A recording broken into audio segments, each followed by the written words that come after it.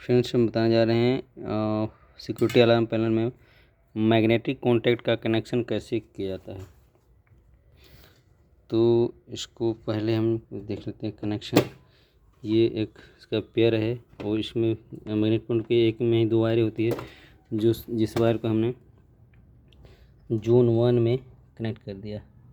ये हमारा नाइट जून 1 है और ये देखिए यहाँ आउटर लगा रखे हैं, ठीक है। तो अब इसमें अब ये हमने नॉर्मली क्लोज वाली मैग्नेट कॉन्टैक्ट है, तो हमने कनेक्शन कर दिया है। और कनेक्शन करने से पहले ये कनेक्शन करने के बाद हम जो रेजिस्टेंस लगी है उसको हटा देंगे और ये जो हमारा जो रेजिस्टेंस का रोल है वो अब डिवाइस के थ्रू रहेगा।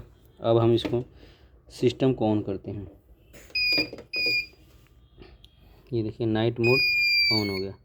नाइट मोड ऑन होने के बाद ही अब हम जिसको चेक करते हैं अपना मैग्नेटिक कॉन्टैक्ट काम कर रहा है नहीं कर रहा। तो ये देखिए जैसे ही हमने टच किया थोड़ी देर में अलार्म जनरेट कर दिया। इस तरह का मतलब कि आपका मैग्नेटिक कॉन्टैक्ट काम कर रहा है।